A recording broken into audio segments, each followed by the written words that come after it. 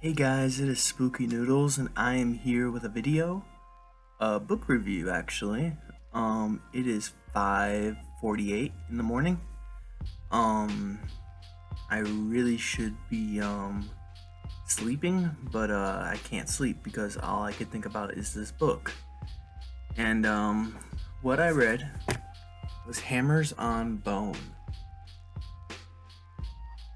by Cassandra Khaw. Sorry for that dramatic pause. I didn't mean to do that. Um, let's just take a second to look at that cover. That cover looks great. I like that cover. The whole time I imagined the main character, I imagined him with like shark teeth, you know? Because there's this one moment where he says something about having shark teeth, like as in like a smile, but I took it quite literally, and ever since I started this little story, this novella, I just imagined persons with a shark tooth smile. But let me read the back for you guys really quickly. John Persons is a private investigator with a distasteful job from an unlikely client. He's been hired by a 10-year-old to kill his stepdad, Mackenzie. A man in question is abusive, abrasive, and abominable. He's also a monster, which makes Persons the perfect thing to hunt him. Over the course of his ancient arcane existence, he's hunted by gods and demons and broken them in his teeth. As Persons investigates the horrible Mackenzie, he realizes that the man carries something far darker. He's infected with an alien presence, and he's spreading that monstrosity far and wide.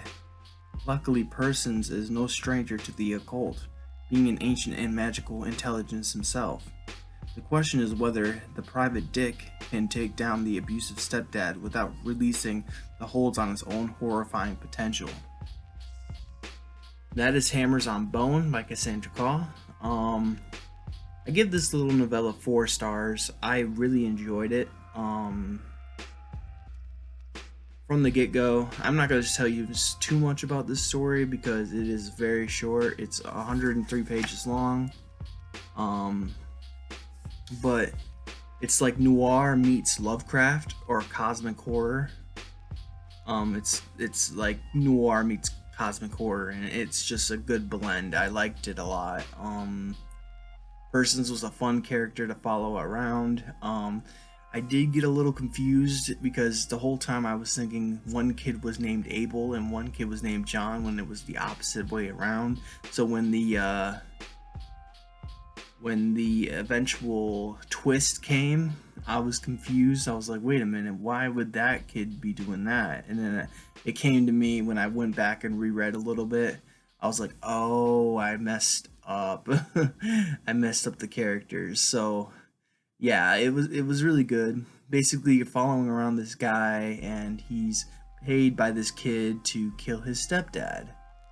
And he investigates it, trying to, solve this puzzle of why he would want to do this, and if his dad is a literal monster or just a mental monster, or like a human monster.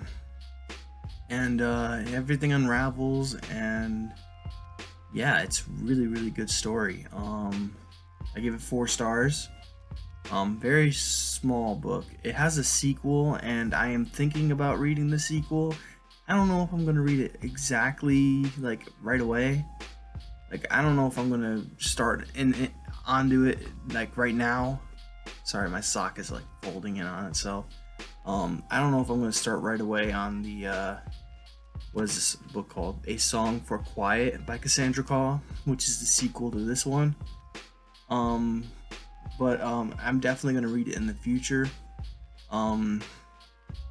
So yeah, I read this for my my cosmic horror phase that I'm going through. I keep calling it a Lovecraft craze, but I'm gonna start calling it a cosmic horror because it's more than just Lovecraft. There's a lot of authors that do cosmic horror, and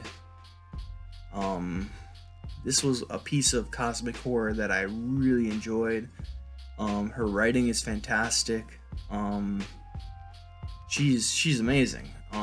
She did a great job. I love the old noir type of speaking, like the skirt or the dame You know, he really sounds old, but he's living in modern times, so yeah, it's really cool. I enjoyed this book a lot. There's a lot of hype for the second book though, and I don't know what else could happen. Like, obviously it has nothing to do with what happened in this book. You know, it's its own separate story with the same character, but it's hard to imagine that you can get one leg up on this one. This one was really good. It's 4 stars for me. I suggest, if you can get it because it's really good cosmic horror noir. If you're into noir or into cosmic horror, you will like this book. It is just a great book overall. I like the novella, and I think you will too. I don't want to give too much away because it is so small. But it's not about the size that matters. It's about the story and impact you get from it, and I got a pretty good story out of this one, so I hope you guys enjoyed the review. I'm sorry it wasn't as insightful as it should be, and I'm sorry if I'm too quiet.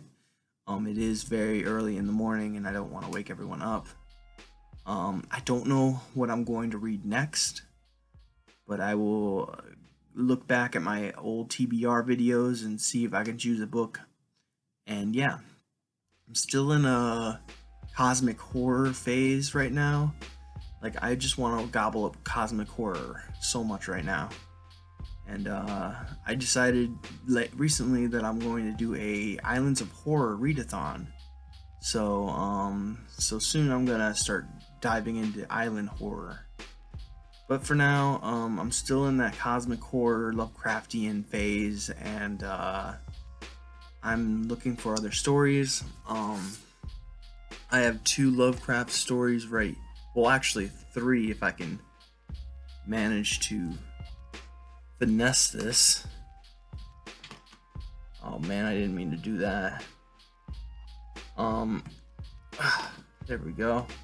I have 3 cosmic horror stories right here. All of them are, from my knowledge, pretty good. First, let's start off with the sequel to Cassandra Cause, A Hammers on Bone, which is a song for quiet. Another really cool cover. I don't know who does these cover designs, but they're really cool. But now I can read the back of this one. I won't tell you much about this. Oh, you know what? Now that I'm reading it,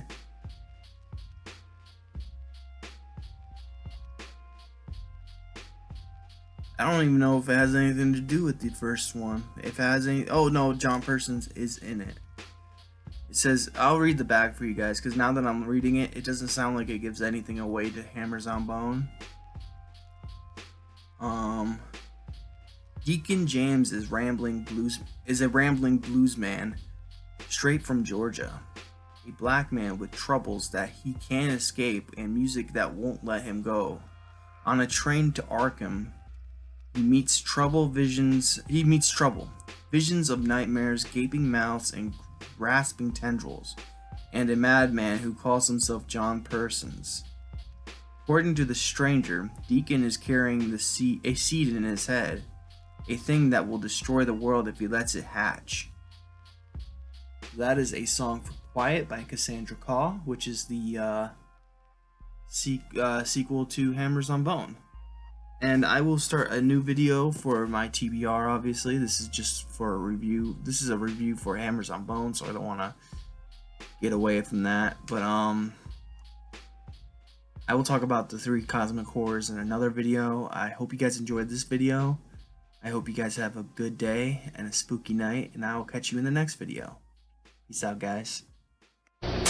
Now I am become death.